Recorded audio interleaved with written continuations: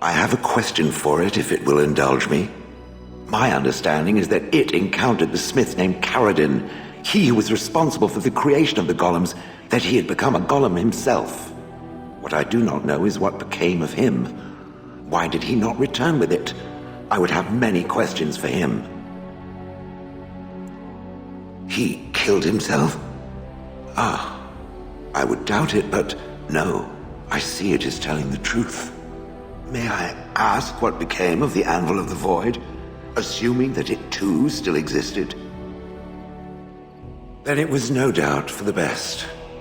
With Ferelden also goes any chance I might have had of finding answers on my past, I assume. Tell me, did it find out anything from Ferelden? Anything at all about how I might have been made? Meaning that I was once a living creature? That seems highly unlikely, and more than a little insulting. Is it certain? Was I forced into this? Or simply glad to abandon a frail body? And more importantly, who was I? I simply must know. I cannot help but believe that answers lie elsewhere in the deep roads. We must look. If it can search the deep roads, I may remember something. If not, then I will have to wait. There she is. I'm gonna go talk to her. Look, you gotta back me up here. Got it? Thanks, Warden. Just be ready to pry her off when she throws herself at me. We don't want to make a scene here. Well, don't pry her off me too soon. I mean, a little scene's all right. Are you sure you're not a baker? 'Cause you got a sodding nice set of buns. Ogren, is that you? Yeah, in the flesh, baby. What are you doing here? Just trying to kick back with a pint. Fighting Darkspawn's a lot of sodding work, you know? You're fighting Darkspawn? It was a bit of pain, but it was a personal favor for the King of Orzammar, you understand? The whole surface to choose from, and you just happened to come to my tavern? What? Oh, right. It's fate, Felsi. What can I say? Fate? The ancestors must have a sense of humor, then. Sure they do. You've had a good look at Lady Helmi, haven't you? If her face isn't a joke the ancestors are playing, I'm a Bronto's behind. So, Lady Helmi must be a paragon of beauty, then. I've been thinking about you, Felsi. What do you want, Ogren? Nothing. Just thought I'd see how you were doing is all. Well, maybe that and grease up the Bronto, if you know what I mean. Well, you've seen me. You'll have to go back to Orzammar for the Bronto. Oh, the Queen needed a new fool, did she? Oh, well, it's been fun, Felsi, but I better go. Wait, you're leaving? You just got here. I haven't called you a shaft rat yet. Well, you can't keep the Archdemon waiting. You hurt its feelings, it might just turn the whole blight around and go home. Nobody wants that. Well, you don't need to fight it right now, do you? I mean, you could have a pint first. You could call me a surly Bronto. I could tell you that you smell like nug droppings. I'll tell you what, I got some things I gotta do, but I'll come back for that pint when things are settled. You frigid deep stalker. Fine, but you better not keep me waiting, you worthless copper-plated swordcast. Wouldn't dream of it. This is it. Kadash Taig.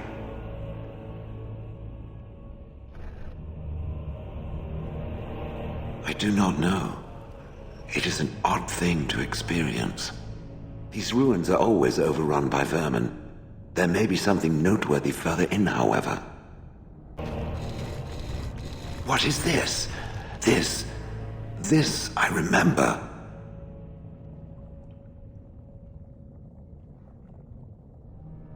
It has dates and names. This is to honor those who volunteered, those who became golems. And there is my name.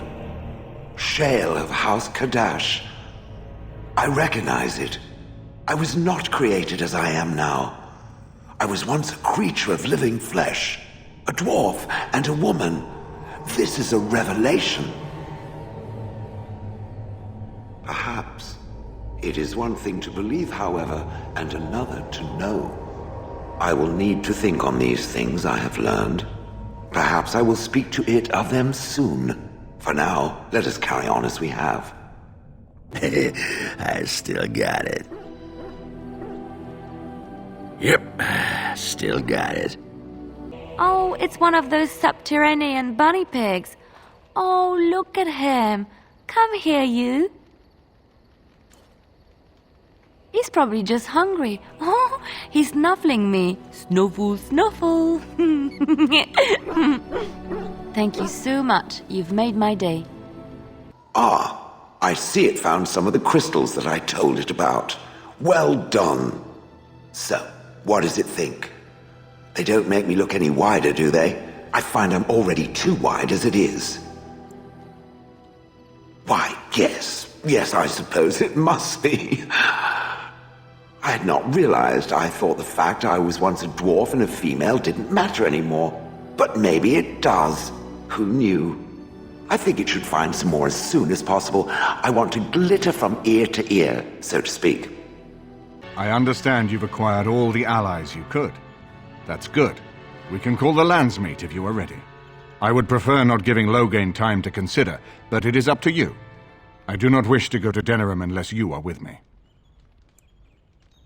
Excellent. I shall make the arrangements. Let us be off to Denerim, and may the Maker watch over us. Denerim is the heart and soul of Ferelden. It was the city of King Calenhad, the birthplace of Andraste. As stubborn as a Mabari, and as good to have on your side. If we defeat Loghain here, the rest of the nation will follow us. By calling the landsmeet, I've struck the first blow. The advantage, for the moment, is ours. He will have little choice but to show himself, to oppose us directly. He will strike back at us. The only question that remains is how soon. Loghain, this is an honor, that the Regent would find time to greet me personally. How could I not welcome a man so important as to call every lord in Ferelden away from his estates, while a blight claws at our land? The blight is why I'm here. With Cailan dead, Ferelden must have a king to lead it against the Darkspawn. Ferelden has a strong leader. Its queen. And I lead her armies.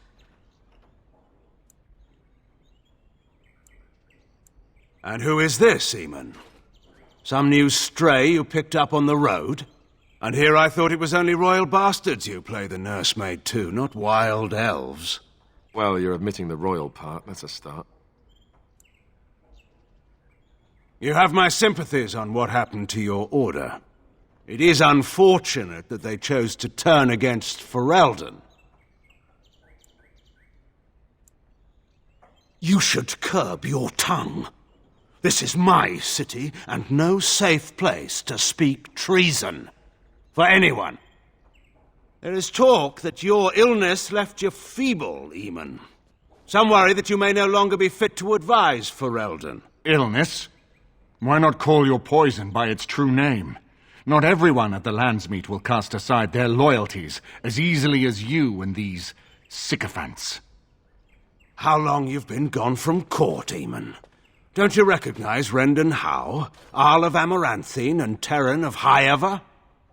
And current Arl of Denerim, since Urien's unfortunate fate at Ostagar. The Regent has been generous to those who prove loyal.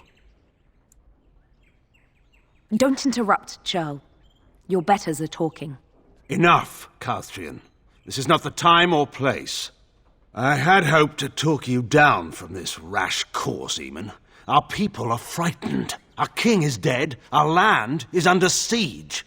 We must be united now if we are to endure this crisis. Your own sister, Queen Rowan, fought tirelessly to see Ferelden restored. Would you see her work destroyed?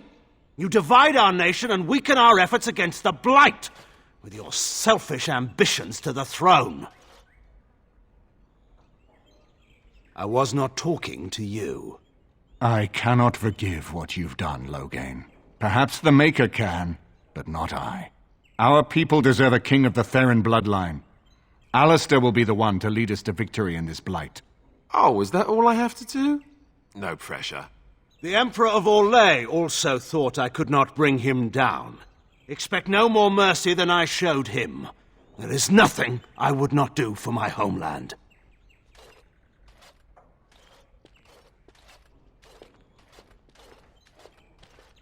Well, that was bracing. I didn't expect Loghain to show himself quite so soon. My sister married King Merrick while he was still in exile. At that time, he and Loghain were inseparable. The wild prince who'd never seen the inside of a castle, and the farmer's son. When Loghain joined Merrick's rebels, he was just a raw-boned boy, but he got on one knee to swear that he would see Ferelden free or die trying. And conspires with a blood mage to poison me. It is a bitter dose to taste. The Chantry speaks truly about the corruption of power. If a man like Loghain could go and do this, I would never have believed he would do anything but what was best for Ferelden. We need eyes and ears in the city. Loghain has been here for months. The roots of all his schemes must begin here. The sooner we find them, the better we can turn them to our advantage. Go have a look around, and see what you can turn up. Better yet, find the nobles who have arrived for the landsmeet. Test the waters. See how many will support us. When you're ready to talk strategy, come upstairs to my sitting room. We can lay out our plans for the landsmeet then.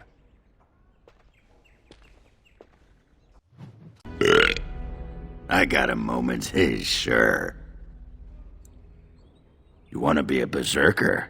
Thought I'd never see the day. I'll teach you. Just be ready. To be a berserker, you have to face your own inner rage. Let the spirit of battle take over. And all that dust. There's a whole pile of philosophical rot that goes behind it. But the bedrock is this. Get real mad and kill things.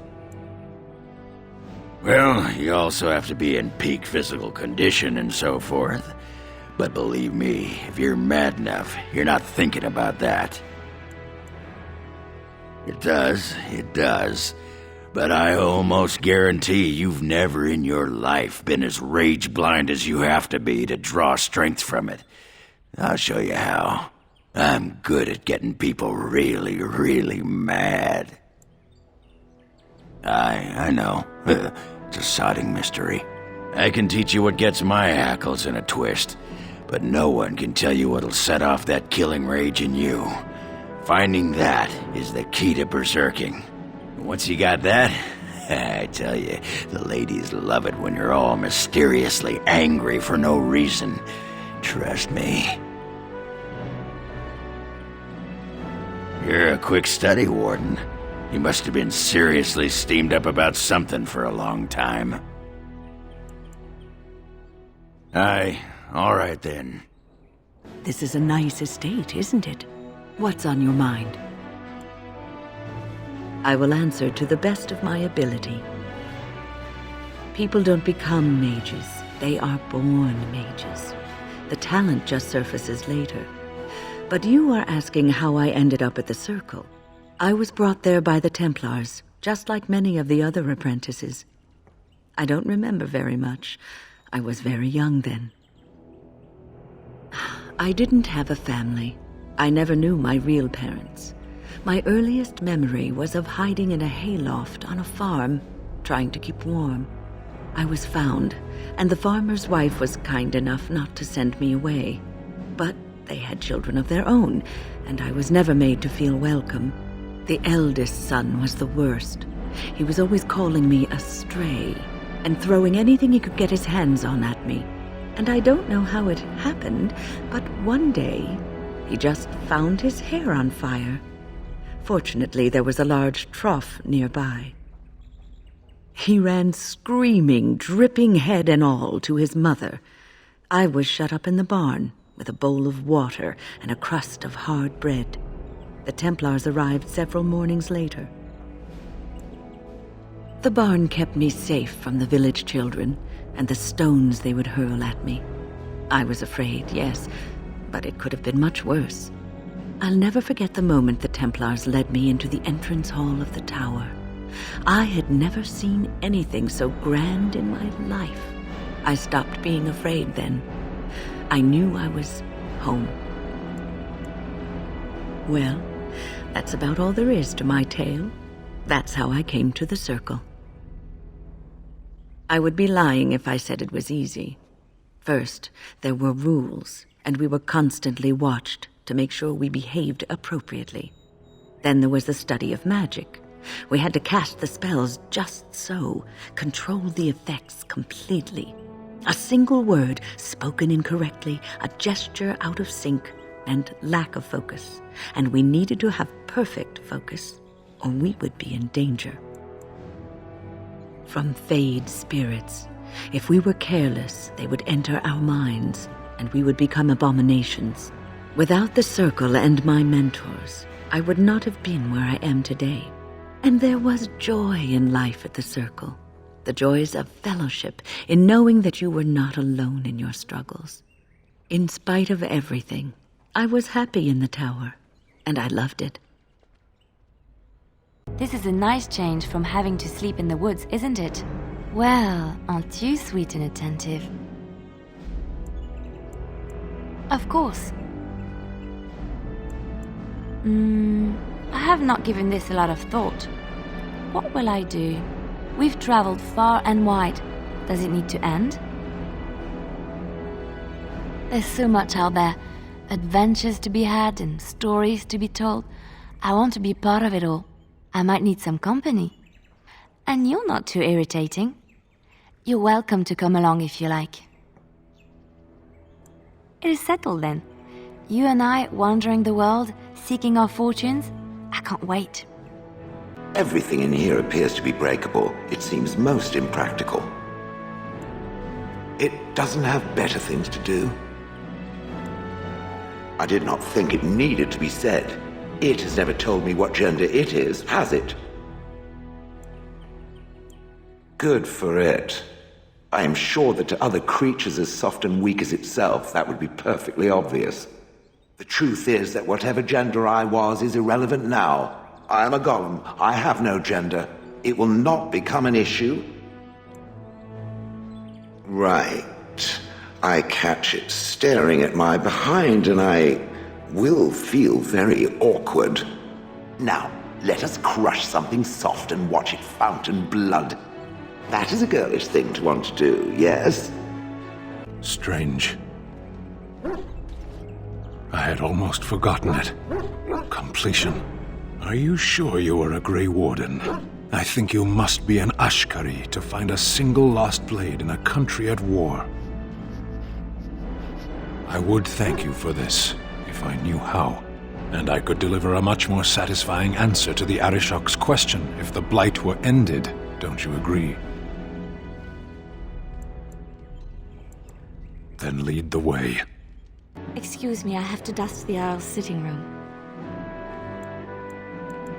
The Chamberlain disapproves of us. If Lady Isolde hadn't brought me into this household from Redcliffe last year, I'd never have been given a place. I beg your pardon, sir, but I really can't be seen standing about. The housekeeper will have my head. Good day. Ah, Warden. I trust you've made yourself comfortable. Good, because it's likely to be your last rest for a while. This is Elena. She's... I am Queen Enora's handmaiden. She sent me here to ask for your help. Or perhaps the young lady prefers to speak for herself. I am here for Logain's daughter, not for Logain. Their interests are not so similar as they once were. The Queen, she is in a difficult position. She loved her husband, no? And trusted her father to protect him. When he returns with no king and only dark rumors, what is she to think? She worries, no? But when she tries to speak with him, he does not answer. He tells her not to trouble herself.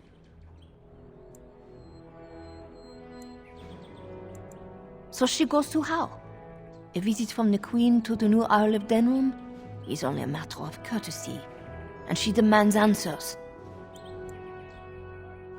Things no decent person would repeat. He calls her every sort of name, traitor being the kindest, and locks her in a guest room.